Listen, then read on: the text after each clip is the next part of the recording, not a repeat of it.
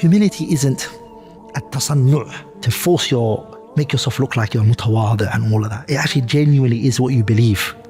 It's amal min amal al-qulub. It comes from the heart and then it shows on the limbs. Sah? Do you understand, brothers? Some people think the way you cuddle, you put yourself like together and mashallah shoulders are slightly up and then he's just like that, they think mutawadi'. This brother's mutawadi'. Sah? What was the story that you told us yesterday, Hadid? Yeah? What was the story? Fadl, you can tell us. What was the story? The person was praying Salah, and everyone was praising him. And after the Salah, he looked at them and they were also fasting. Yeah, Ajib, right? They were praising him for his Salah and how he was praying, and then when he finished the prayer, he said, yeah, but you guys have missed out that I was also fasting as well. Actually, a story I heard from one of the Mashaykh, Sheikh Abdulrahman Hasan, that a man gave to the guy who was going to introduce him, gave him a letter of his credentials and what he's like and his name and his, and what he's achieved and his knowledge. He gave him it to him. This is who I am. Just let them know, innit? And then the brother read, of course, the letter was given to him. He went through it. Said, MashaAllah, Fadilat al-Shaykh. The letter, he followed it word for word. Fadilat al-Shaykh al-Allama. Big name titles. And MashaAllah, he gained this and he got this. And MashaAllah, he'd studied here and he met this alim and he's also written this book. And his biography. When he finished it, he said, Ya Akhil Kareem, kasarta dhahra akheek. Brother, you have broken the back of your brother. The hadith, the person who praises a person. Sah. This is not, it goes against, do you understand? A lot of issues. One of the things, brothers, was also social media. Wallahi, I know I always bring this back to social media and I'm always onto social media, but there are a lot of amalul qulub, the actions of the heart that you miss out when you're on social media. Wallah, do you understand? Like tawadu', humility. It's a very rare commodity to find nowadays. Very rare. It's one of the rarest things to find. I want to give you guys a story that Imam Ibn Abdul Barr mentions in his kitab Jami' Bayan al-Ilmi wa Fadli. Abu Ja'far al-Mansur, one of the Abbasi rulers, came to Imam Malik ibn Anas, Imam Dar al-Hijrah, and he said to Imam Malik rahimahullah ta'ala, you have written a book called the Muwatta, and he said it's a kitab, beautiful. What I want to do is I want to take this book of yours and I want to make it the constitution of the country. Basically, I want to enforce people to follow the Muwatta. You see, brothers, this book will be made a book that every single person has to follow. That's what I'm going to do. Imam Malik said, don't do that.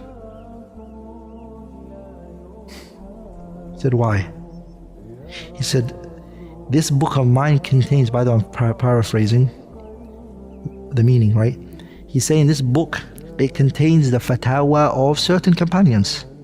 Remember, he depends and verdicts are based on Ahlul Medina, Abdullah ibn Umar and the people of Medina.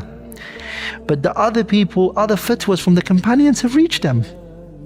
And they took their religion based on those opinions that they got from Ibn Mas'ud and Abdullah ibn Abbas and others, right? So let the people have those opinions that they've also taken from, valid opinions that they've taken from who? From those companions. And those other views, issues of fiqh he's talking about, because the Muwatta is based on issues of fiqh, right? Wallahi, Ibn Abdul Barr says, rahimahullah, after he brings that story, he says that this concept of al-insaf, having fairness, to be genuine, he said it's very rare commodity, very rare. It's far hard to find. Do you understand, brothers? Then, whenever you see yourself feeling like you're something, smash it by humbling yourself and reading those books of the Salaf, how mutawadi'in they were and humble they were. Being with the righteous people, brothers, will remind you. And every time you learn, I know this sounds like a cliche and you've heard it so many times, but this is the truth of the matter. The person who thinks high of himself, wallahi, he lacks knowledge. Wallahi, it's a lack of knowledge. Haqqan, that's the truth. The more you look at knowledge, the more you start seeing how jahil I am, how much I don't know. And it genuinely you feel embarrassed. How am I talking? Look at this. Look at this. I didn't even know this. I didn't know this. Came across this hadith, La ilaha illallah. This hadith is in Bukhari. It's not even like other books. And I didn't even know about this hadith. Do you understand, brothers? Tawadu, humility. So anyways, this hadith is very powerful. It's a very strong hadith, which is to be a person who's humble. But again, repeating the point, not to assume a person looking good, dressing good, having good clothing is a sign of arrogance. It doesn't. Inna Allah jamilun yuhibbul jamal. Even the Prophet ﷺ, what did he say? نِعْمَ الْمَالُ الصَّالِحِ لِلرَّجُلِ الصَّالِحِ. صح?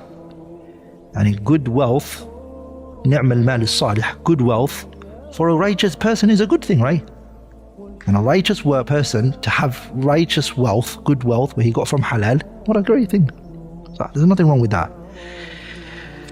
A lot of people think if you don't wear scruffy clothing and you're stitched and then all of that, that means you're arrogant. And do you understand?